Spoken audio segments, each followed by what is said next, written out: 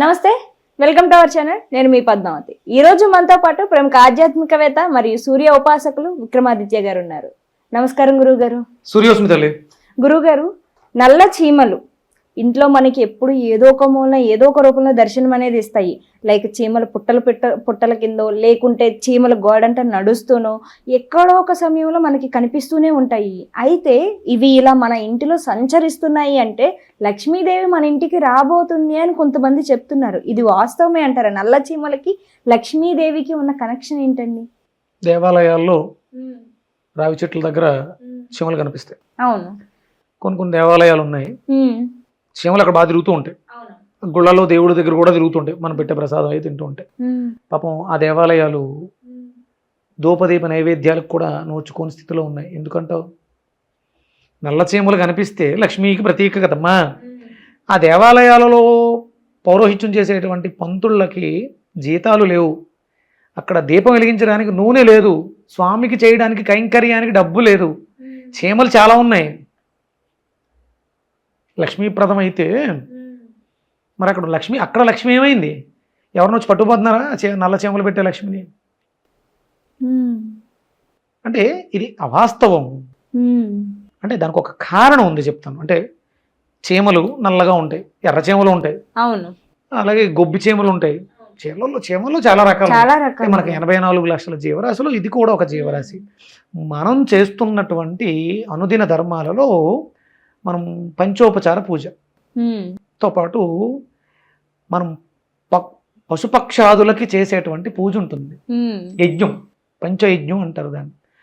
అంటే పశుపక్షాదులకి మనం ఆహారాన్ని పెట్టడం. చీమలకి అంటే అవి మన మీద ఆధారపడి బ్రతుకుతున్నాయి, అవును, వాటికి ఆహారం ఇవ్వడం ద్వారా నీకు ఐశ్వర్యం కలిసి వస్తుంది. అంటే నీలో ఇచ్చే గుణం పెరుగుతుంది, ఉంటే నీకు తీసుకునే అర్హత ఉంది, అంతే.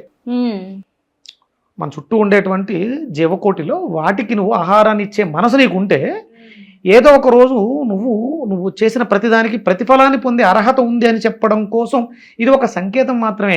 చీమలు కనపడినంత మాత్రాన లక్ష్మీప్రదం కాదు. ఆ చీమలు కనపడినంత మాత్రాన నువ్వు భక్తుడు అయితే నువ్వు ఇలా ఆలోచిస్తావు. అదే చిరాకొనుకో, హిట్టు, గమేషం, చీమల మందు చంపేసే వాళ్ళు చాలామంది ఉన్నారు. అంటే మనం భగవంతుడు ఇవన్నీ అంటే ఋషులు చెప్పారు, ఎక్కడ కూడా వేదాల్లోనూ అట్లో వీటి గురించి ప్రస్తావన ఉండదు. కొంత పరిణితి చెందినటువంటి మన పూర్వీకులు ఋషులు కొంత అంటే పంచమహాయజ్ఞాల్లో ఇదొక భూతయజ్ఞము, ఇది కంపల్సరీ చేయాలి. బ్రహ్మయజ్ఞం చేస్తాం, పొద్దుటే సంధ్యావందనం చేయటం, మామూలుగా యజ్ఞం చేస్తాం, పూజ చేస్తాం, హోమం చేస్తాం. అలాగే ప్రసాద నివేదనలో పంచయజ్ఞాల్లో ఇది భూతయజ్ఞము. మన చుట్టూ ఉన్నటువంటి కాకి నల్లగా ఉంటుంది, లక్ష్మీప్రదమే. శనేశ్వరుల వారికి వాహనం. మనకి అలక్ష్మి శనేశ్వరుల వారి భార్య అంట, అవును, జ్యేష్ఠ లక్ష్మి. ఎప్పుడు ఆ శనేశ్వరుల వారికి కాకి ప్రసాదాన్ని నివేదన చేయడం ద్వారా మన ఇంట్లోంచి జ్యేష్ఠాదేవిని పట్టుకెళ్ళిపోతుంది ఆవిడ. అప్పుడు లక్ష్మీదేవి వస్తుంది. చీమలకు ఆహారం వేయడం ద్వారా, చీమల ఆహారాన్ని తినడం ద్వారా మనలో ఉన్నటువంటి చెడు బుద్ధులు, చెడు కోణాలు బయటకు వెళ్ళిపోయి డబ్బు సంపాదించడానికి కావలసినటువంటి తెలివితేటలు ఏర్పడతాయి.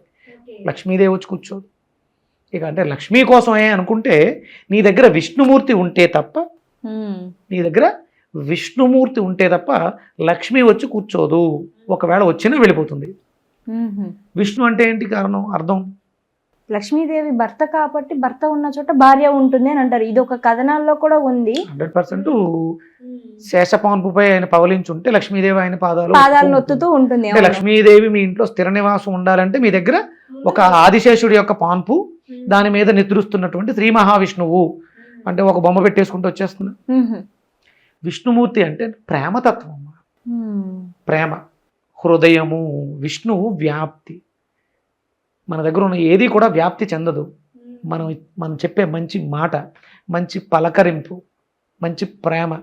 ఆయన దగ్గరికి వెళ్ళాం, విక్రమాదిత్య దగ్గరికి వెళ్ళాం, ఆడేమిటి అలా మాట్లాడతాడు, అసలు రెస్పెక్ట్ ఇవ్వడు. ఏమ్మా బాగున్నావా, సరే రండి చేసుకుందాం అను.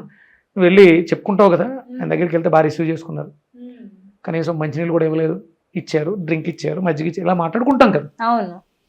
ఇదే విష్ణుమూర్తి తత్వం అంటే ప్రేమని పంచటం. ఎక్కడైతే ప్రేమ ఉంటుందో, ఎక్కడైతే ఆప్యాయత ఉంటుందో, ఎక్కడైతే దానం చేసే గుణం ఉంటుందో అక్కడ విష్ణుమూర్తి ఉంటాడు. విష్ణు ఉన్న చోట లక్ష్మీదేవి స్థిర నివాసం ఉంటుంది. నల్ల చెవులో ఎర్ర కాకులు కాదు ఉన్నాయి, వాటికి నువ్వు పెట్టాలని బుద్ధి ఉండాలిగా. మనకి ధూపదీప నైవేద్యాలకి నోచుకోని దేవాలయాలని పునర్నిర్మించాలి. అప్పుడు మనకి సంపద. మాకే లేదండి, మేమే అడుక్కొని తింటున్నాం, పర్లే 1,00,000 రూపాయలు అడుక్కో, 10,000 రూపాయలు దాన ధర్మాలు చేయి, 90,000 నువ్వు ఖర్చులకు వాడుకో. 1,00,000 రూపాయలు అప్పు తీర్చాలి, నో డౌట్. నువ్వు 90,000 మాత్రమే వాడుకోవాలి, 10,000 రూపాయలు ధర్మానికి వాడాలి. నాకు ఒక ఫ్రెండ్ ఉండేవాడు, నాకు డబ్బులు ఇవ్వాల్సి వచ్చింది. తిడదామని ఒక రోజు ఇంటికి వెళ్ళా, చాలా దారుణమైన పరిస్థితుల్లో తాగేసి పడుకుని ఉన్నాడు, పెళ్ళం వదిలేసి వెళ్ళిపోయింది. ఏంటిది అంటే అప్పులు. మరి మందు కొన్నావు కదా అన్నాను. అవును, అప్పు అడిగాడు. బాగుంది, ఎంత అప్పు? 200 అప్పు చేస్తే బాటిల్ వచ్చింది. 10 రూపాయలతో ఏదో కొనుక్కున్నాడు, ఆర్పెట్ సిగరెట్లు. అడిగి చెప్పా, అప్పు చేసావు కదా 200 రూపాయలు, 20 రూపాయలు తీసి పక్కన పెట్టు, 180 రూపాయలు నీ ఇష్టం. ఈరోజు తను మళ్ళీ 2 బిడ్డలు, 2 పిల్లలతో ఒక మంచి స్థితిలో హ్యాపీగా ఉన్నాడు. మన టైం బాగాలేదు, కారణం మనమే. దాన్ని బాగు చేసుకోవడానికి మనం ఏం చేయాలి, దీనివల్ల వస్తుంది.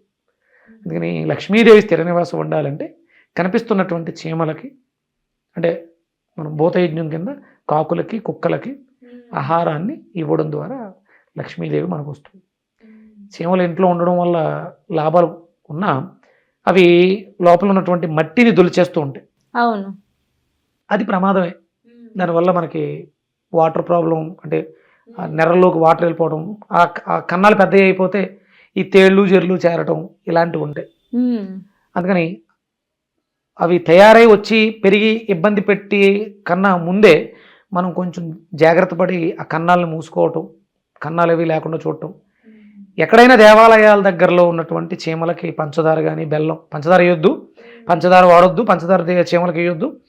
పంచదార మంచిది కాదు, మనకు కూడా మంచిది కాదు, మనకే మంచిది కాదు, అది వాటికి కూడా మంచిది కాదు. బెల్లం వేయటం, గోధుమ పిండి ఉండలు కలిపి పెట్టడం, గోధుమ పిండి రొట్టెలు పెట్టడం, ఇలాంటివి చేయడం వల్ల బాగుంటాం, ఆరోగ్యంగా ఉంటాం, ఐశ్వర్యంతో నిండి ఉంటాం, లక్ష్మీ అనుగ్రహం పరిపూర్ణంగా లభిస్తుంది.